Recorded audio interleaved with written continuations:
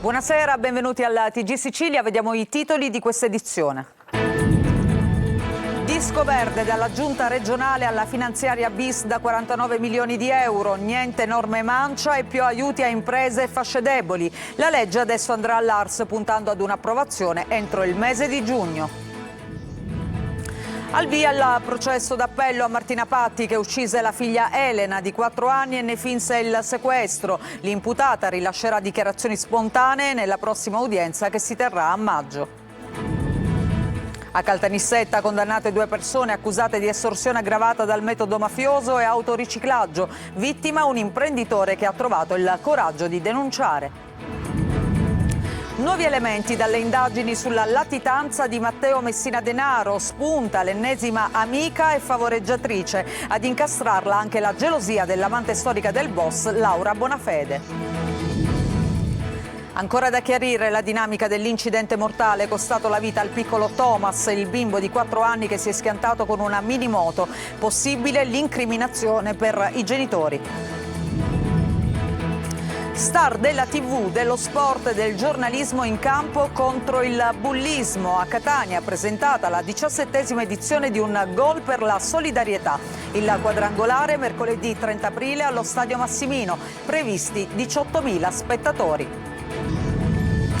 Calcio in Serie C, Pasqua di riposo per il Catania che chiuderà il campionato regolare con il Potenza. Successo ieri per il Trapani in casa contro il team Altamura. Kragl e Silvestri gli autori dei 2 gol.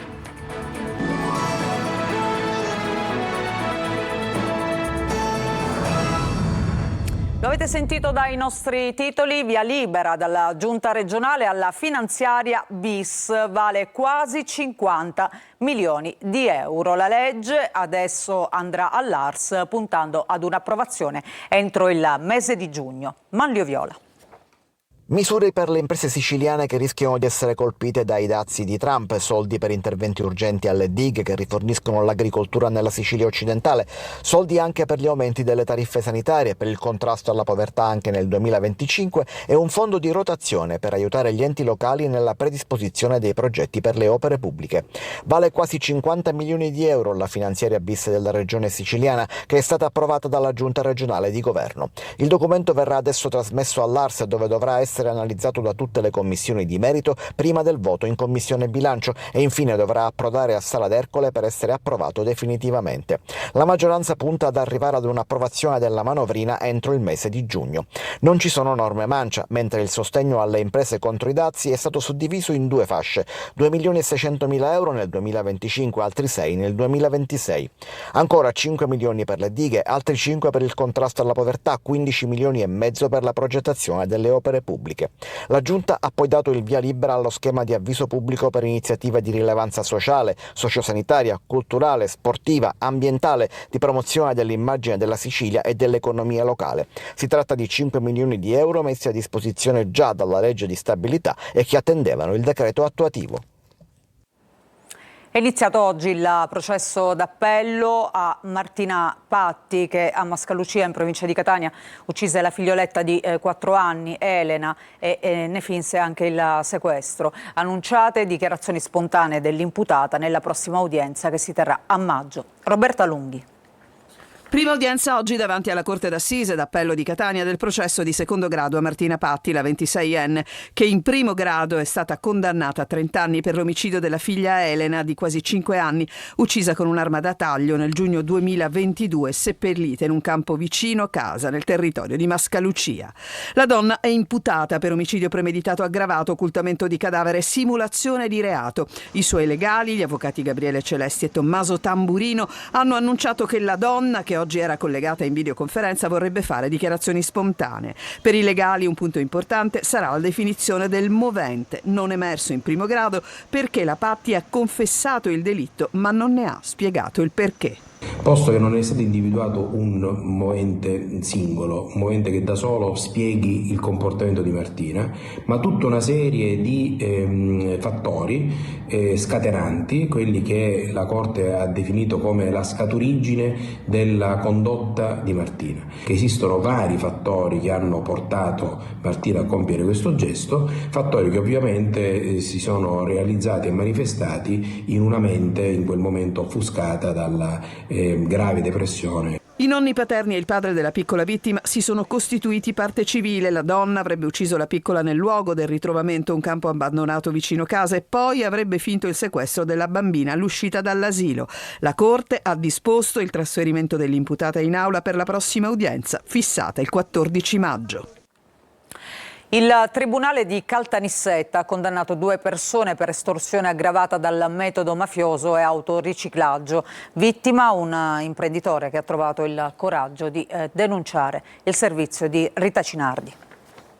12 e 8 anni di carcere sono le condanne emesse dal Tribunale di Caltanissetta nei confronti rispettivamente dei nisseni Giuseppe Dell'Asta e Giovan Battista Vincitore, accusati di aver estorto soldi ad un imprenditore edile allo scopo di mantenere i detenuti in carcere, imprenditore che aveva dovuto sborsare 75.000 euro nell'arco di 15 mesi, fino a quando ha trovato il coraggio di denunciare tutto ai carabinieri. Da lì era scattato il blitz che nel novembre 2023 ha portato all'arresto di Dell'Asta, a cui era stata notificata la misura cautelare in carcere, e a quello di Giovan Battista Vincitore, che avrebbe messo a disposizione il conto corrente. Dell'Asta, già condannato poco più di 8 anni fa per le stesse accuse, in passato è stato sospettato di essere il boss della famiglia nissena di Cosa Nostra. Secondo la ricostruzione dell'accusa, sarebbe stato proprio lui in prima persona ad occuparsi delle estorsioni nei confronti dell'imprenditore nisseno. Giovan Battista Vincitore avrebbe fatto invece da cassiere. A lui, attraverso la sua ditta, sarebbero finiti i bonifici per lavori inesistenti, che in realtà sarebbero stati i pagamenti di pizzo da parte dell'imprenditore estorto. Alle richieste dell'accusa si erano rifatte le parti civili, l'imprenditore edile che sarebbe stato taglieggiato, il fratello, il comune di Caltanissetta e l'associazione Rete per la Legalità Sicilia.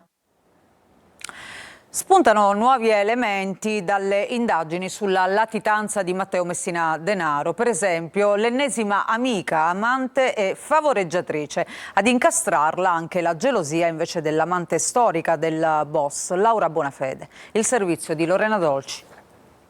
Amante, ma anche postina, staffetta e fiancheggiatrice. Spunta una nuova donna nella rete che ha coperto la latitanza di Matteo Messina Denaro. Lei è Floriana Calcagno, 50 anni, professoressa di matematica in un liceo di Mazzara del Vallo, la donna che ha accompagnato il boss negli ultimi mesi di vita. Eccoli nei frame dei filmati di videosorveglianza, insieme in macchina o mentre escono a scaglioni per non farsi notare. Una frequentazione che sfugge agli inquirenti, ma non agli occhi furiosi dell'altra amante di Messina Denaro. È la maestra Laura Bonafede che con le sue lettere infuocate di gelosia conferma la relazione con quella che chiama con vari soprannomi: Endica, Pacchina, Sbrighisi, come quando riferiva di averla vista uscire dal covo del latitante, dritta come un palo e con una Louis Vuitton sicuramente regalata da te, scriveva al boss. Regali, borse come un distintivo, sbottava.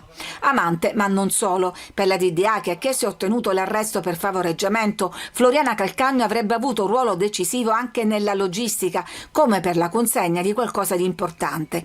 Dall'estate del 2022, quando la malattia del boss si aggrava, i due conducono una vita quasi normale. Lui la preleva a scuola, passano la giornata fuori, vanno al ristorante. Non convince la difesa della donna che qualche giorno dopo l'arresto del boss si presenta ai magistrati dichiarando che per lei quello era il medico in pensione. Floriana Calcagno infatti è la nipote di un capomafia, Francesco Luppino. Per i magistrati, dato il contesto familiare, non poteva non sapere la vera identità dell'amico. Una rete che, come sentivamo, si allarga con proprio le donne che hanno avuto un ruolo determinante nella latitanza appunto del boss, devote, innamorate, come nel caso appunto di Floriana Calcagno, l'ultima donna che è stata scoperta dagli inquirenti. E poi ci sono uomini naturalmente determinanti sempre per la protezione dei suoi spostamenti e soprattutto per quanto riguarda la salute di Matteo Messina Denaro. Tante le condanne per i fiancheggiatori del boss, grazie ai quali appunto ha vissuto una latitanza, si può dire, alla luce del sole. Sentiamo. Gli uomini che fungevano da prestanome, autisti, medici, vivandieri, postini, e le donne, quasi sempre amanti, capaci di ascoltare, proteggere e molto probabilmente a conoscenza più di altre figure dei segreti del boss. Il quadro dei favoreggiatori di Matteo Messina Denaro si allarga dopo l'arresto dell'ennesima figura femminile, l'insegnante Floriana Calcagno. Con le donne la pagina rosa di una latitanza vissuta spesso alla luce del sole, come con la sua cocca, una donna di Campobello di Mazara che non risulta indagata. Con lei pranzi e cene tra Trapani e Palermo, soggiorni in resort alla Daura accanto a Mondello. Non sapeva chi fosse davvero, disse agli investigatori, ma qualunque cosa gli chiedessi lui mi aiutava perché conosceva tutti. Una latitanza vissuta liberamente, come testimoniato dagli scatti del 2006 davanti l'Arena di Verona, in vacanza e con abiti e scarpe di marca. Negli ultimi anni il sistema di protezione del boss aveva il suo perno nella famiglia Bonafede, il cui capostipite, Leonardo, morto nel 2020, era il boss di Campobello. Qui gli uomini erano l'altra faccia della medaglia rispetto all'aura dorata degli intrecci amorosi. C'era il prestanome Andrea Bonafede, condannato a 14 anni, poi l'omonimo nipote che era il postino delle richieste mediche del boss. Emanuele Bonafede e Lorena Lancieri erano gli attenti vivandieri, entrambi condannati, e poi lei, Laura Bonafede, l'insegnante di Campobello, che è stata condannata a 11 anni e 4 mesi per avere favorito la latitanza di quell'uomo educato e spiritoso descritto in aula prima della sentenza. A 9 anni la condanna per Giovanni Lupino, l'autista del boss. Un uomo chiave per la sua salute è stato il medico Alfonso Tumbarello, per il quale il PM della DDA di Palermo ha chiesto 18 anni. La sentenza al Tribunale di Marsale è attesa per il 7 maggio. Scandalo al cimitero di Trapani, 5 le persone arrestate, 16 invece gli indagati. Lo scandalo è stato svelato dopo 3 anni di indagini scattate in seguito alla denuncia di un dirigente del comune. Laura Spanò. Il cimitero di Trapani era diventato ormai il suo feudo. Immanente è finito l'ex necroforo assieme ad un suo fidato collaboratore, mentre è stato disposto il divieto di esercizio per il titolare di 3 agenzie di onoranze funebre della città che avrebbero goduto di una corsia preferenziale nella gestione dei servizi. È quanto scoperto dagli investigatori della squadra mobile di Trapani, coordinata dalla procura al termine di una complessa indagine scattata nel 2023 dopo la denuncia di un dirigente comunale. In totale sono 16 le persone indagate, le accuse corruzione e concussione. Secondo gli investigatori, nel cimitero a dettare legge era il dipendente comunale, gestendo le tumulazioni e le stumulazioni a proprio piacimento. In alcuni casi i cittadini venivano costretti a pagare per ottenere una sepoltura rapida per i propri cari, pretendendo il suo compenso, definendolo cinicamente il caffè per il necroforo. Le indagini hanno documentato anche la gestione opaca dei loculi comunali. Grazie ad una discrezionale valutazione sullo stato di decomposizione dei corpi, l'ex operaio riusciva a liberare i loculi per poi venderli sotto banco. L'uomo è accusato anche di sciacallaggio, avrebbe sottratto monili in oro dalle salme e segnalato da alcuni fiorai la presenza di fiori freschi appena deposti che venivano sottratti e rivenduti. 25 le ipotesi di reato, di cui 10 episodi corruttivi che coinvolgono anche un medico legale dell'ASP di Trapani per false attestazioni sulla decomposizione delle salme. A Palermo ancora da chiarire la dinamica dell'incidente costato la vita al piccolo Thomas che si è schiantato contro un muro su una minimoto. La relazione della Polizia Municipale adesso potrebbe portare ad un'incriminazione per i genitori. Sentiamo. Rischia un'imputazione che potrà andare dall'omesso controllo fino all'omicidio colposo. Il padre del piccolo Thomas Viviano, morto a 4 anni dopo quasi 5 giorni di agonia, dopo essersi schiantato con una minimoto contro un muro nel quartiere palermitano di Bocca di Falco. La relazione della Polizia Municipale non lascia molti dubbi sulla presenza di responsabilità oggettiva da parte dei genitori. La minimoto non poteva essere accesa dal bambino autonomamente, dunque c'è stato un adulto nelle prime fasi della vicenda a mettere il mezzo nelle condizioni di circolare.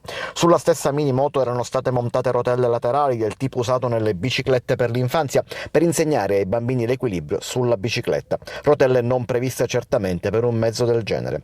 Ancora, la minimoto non poteva circolare su strada, quindi nella migliore delle ipotesi c'è comunque l'omesso controllo sul minore da parte della famiglia.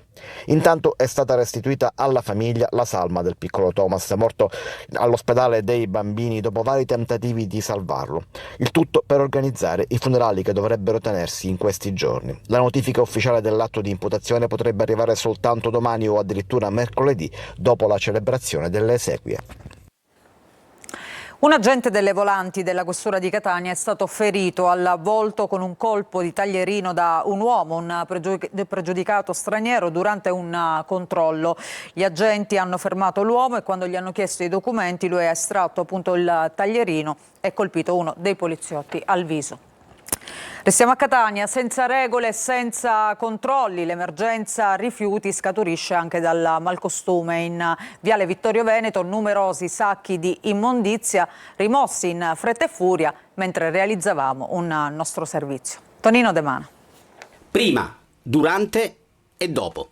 3 scatti ed una certezza. A Catania l'anarchia si può sconfiggere soltanto con la repressione, ovvero facendo i controlli e conseguentemente multando. Le belle parole, gli inviti ad una città più pulita e le campagne anti-inciviltà non servono a niente. E la prova diretta e tangibile arriva da Viale Vittorio Veneto, trasformato in una discarica a cielo aperto con rifiuti di ogni tipo lasciati davanti ad abitazioni e negozi. È all'altezza della scuola elementare Rapisardi che si consuma allo scempio. Decine di colombe banchettano tra resti di cibo, in bella mostra cornetti e brioche, sotto lo sguardo indignato e disgustato dei passanti. Mentre realizziamo un'intervista c'è chi li rimuove. Perché sta rimuovendo questi rifiuti? Perché ci sono state lamentele e li sto togliendo. Ma li avete messi voi? No, questo non glielo so dire. Come? Non glielo so dire. E perché lei adesso di sua volontà li sta raccogliendo? No, io ho parlato di là e mi hanno detto di raccoglierli. Chi gliel'ha detto? Le persone che lavorano là dentro, perché si stanno lamentando. Sacchetti dentro, altri sacchetti e via di corsa per toglierli ed evitare probabilmente una sanzione. In pochi attimi è tutto pulito. È servita una telecamera, non quella della videosorveglianza, ma la nostra, per riportare ordine e decoro. Segno evidente che con maggiori controlli e un po' di attenzione tutto può essere risolto. Mentre realizzavamo l'intervista, qualcuno ha preso i sacchi e li ha rimossi. Evidentemente ha capito di aver sbagliato. Ma perché non lo facevano prima? L'umido non si butta il lunedì, c'è la giornata preposta per buttare l'umido. Pertanto qual è il problema? Se poi non lo raccolgono, c'è il numero verde di Gema, chiamano e lo vengono a raccogliere, come il cartone. È tutto regolare, qua invece si cerca di creare sempre più problemi a questa benedetta zona della città. Montagne di spazzatura invadono le vie Milano, D'Annunzio e Scamacca, dove i marciapiedi sono quasi off limits. Presentata a Palazzo degli Elefanti a Catania la 17ª edizione di un gol per la solidarietà. Star della TV, dello sport e del giornalismo in campo per dire no al bullismo. L'appuntamento è per mercoledì 30 aprile allo Stadio Massimino, dove sono previsti 18.000 spettatori. Desiree Ferlito. Tutto pronto per l'evento dell'anno. Catania si prepara ad accogliere un ricchissimo parterre di stelle della TV italiana, artisti, volti storici dello sport e personaggi di spicco del giornalismo che scenderanno in campo per la 17ª edizione di un gol per la solidarietà, quest'anno per alzare la voce contro il bullismo. Abbiamo già fatto alcuni incontri proprio con Luca Napoli in alcune scuole, perché fare informazione è il primo step per una lotta efficace contro tutte le forme di cyberbullismo e soprattutto quelle più gravi. Un evento ormai riconosciuto a livello nazionale vede la città protagonista, una Catania che aiuta Catania, forte è il messaggio sociale dell'evento ideato da Luca Napoli, importante il fine benefico. Come lo scorso anno, parte dell'incasso derivato dalla vendita dei biglietti, già sold out da diverse settimane, sarà destinato alla Caritas diocesana. Ricordarsi di tutte le varie marginalità e a favore di queste, anno dopo anno, cercare di creare risorse che si adattino. Prevista sugli spalti la presenza di 18.000 spettatori. Saranno i giovani insieme a tantissime famiglie a riempire gli spalti del Massimino il 30 aprile. L'importante messaggio di un gol per la solidarietà anche quest'anno è rivolto a loro. È una festa per loro, vengono volentieri e hanno la voglia di dire noi siamo catanesi, perché Catania comunque fare 18.000 spettatori oggi in Italia con un evento del genere non si è mai visto negli ultimi 10 anni per questi eventi di beneficenza. Il primo match sarà arbitrato dal 19enne Diego Alfonsetti, il giovane arbitro vittima della vile aggressione avvenuta nel corso di una partita di calcio tra under 17, un episodio di inaudita violenza che ha caratterizzato le cronache nazionali. E a proposito di calcio, lasciamo quello naturalmente benefico invece per parlare tra poco del campionato di Serie C, il Catania, che si prepara per i play-off e naturalmente per la conclusione del campionato regolare. Facciamo una pausa e torniamo tra poco.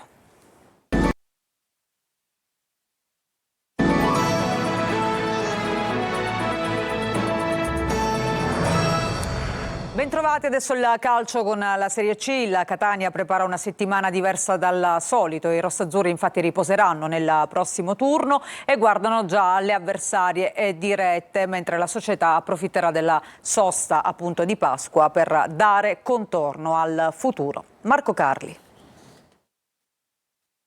Una pausa di lavoro e con l'obiettivo ben chiaro per la squadra, innanzitutto, che non giocherà nel penultimo turno di campionato, ma che non vuole perdere quello che è stato seminato finora, soprattutto in trasferta, ma anche per recuperare un ultimo importante tassello, Guglielmotti, ovviamente in vista di un graduale reinserimento.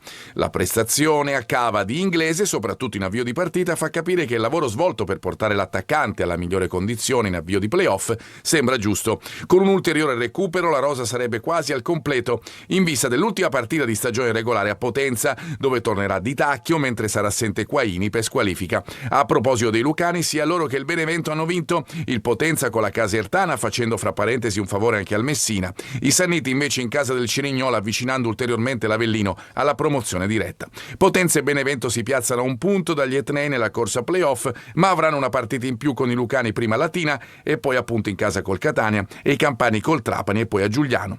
Tabelle che al momento non fa Toscano, preoccupato più che altro di portare la squadra in clima playoff sia per condizione che per mentalità. La pausa servirà anche alla proprietà, come detto nei giorni scorsi, con la situazione Torre del Grifo, che sarà d'attualità probabilmente subito dopo l'asta, e con il DG Zarbano, che dovrebbe diventare ufficiale dopo Pasqua. Pausa importante dunque per tutti i settori del club. Il Catania prova a farsi trovare pronto per i playoff e per il futuro. Successo convincente ieri della Trapani sulla team Altamura. Kragel e Silvestri gli autori dei 2 gol. Franco Cammarasana. Riconquista il provinciale il Trapani, dove non vinceva dal 1° febbraio. Lo fa a spese del team Altamura, alla 4ª sconfitta consecutiva e incapace di opporre una valida resistenza ai Granata. Partita e giocatori condizionati da un violento vento di scirocco, spettacolo non esaltante di conseguenza sul piano tecnico. Dopo mezz'ora priva di emozioni, il risultato si sblocca al 32esimo, quando il portiere Viola interviene erroneamente su Anatrello dopo aver respinto un tiro di Ruggiero. Dagli 11 metri trasforma il calcio di rigore il tedesco Kragel con un violento sinistro. Il raddoppio Granata appena inizia la ripresa ad opera di Silvestri, lecito a spingere la palla in rete sugli sviluppi di un calcio d'angolo. Reazione molto tiepida da parte dei pugliesi, rimasti in 10 alla mezz'ora per un infortunio di Granformina, dopo che erano stati operati 5 cambi. Per il Trapani una vittoria che ne consolida la classifica, evidenziando anche una certa crescita del sistema difensivo. Facciamo un'altra pausa, ritorniamo tra poco con gli ultimi aggiornamenti.